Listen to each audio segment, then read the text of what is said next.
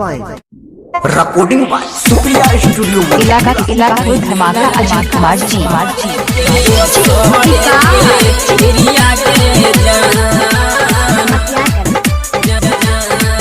इलाका धमाका अजीत कुमार जी।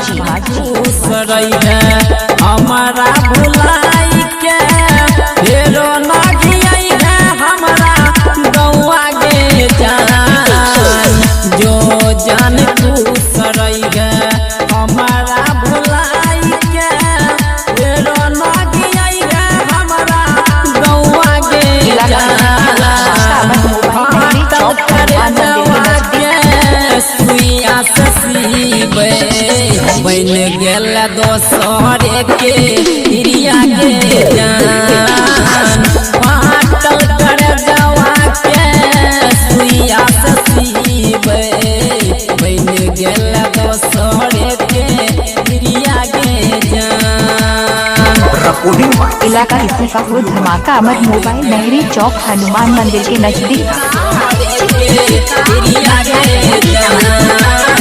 इलाका धमाका अमर मोबाइल नहरी चौक हनुमान मंदिर के नजदीक।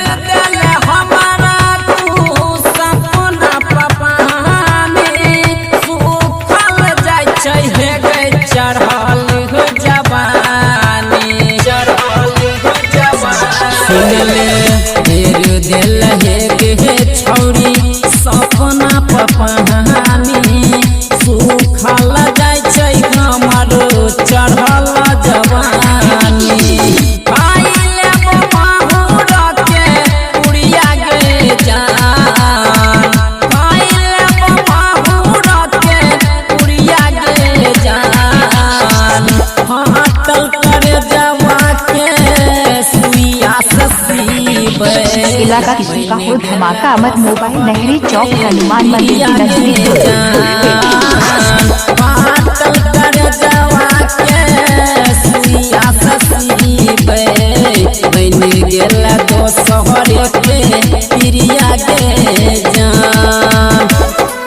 इलाका धमाका अमर मोबाइल नहरी चौक हनुमान मंदिर के नजदीक। इलाका धमाका अमर मोबाइल नहरी चौक हनुमान मंदिर के नजदीक।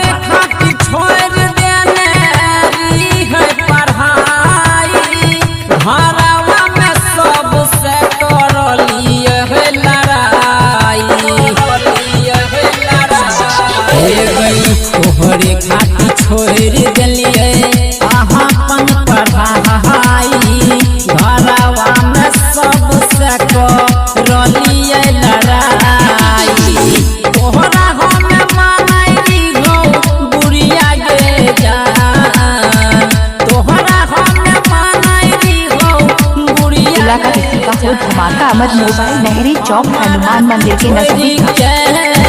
जइबे ससुराबा मरमद के बन जइबे तिरिया के जान हमारा तू छोड़ी के जइबे ससुराबा नीरज के बनी जइबे तिरिया के जान।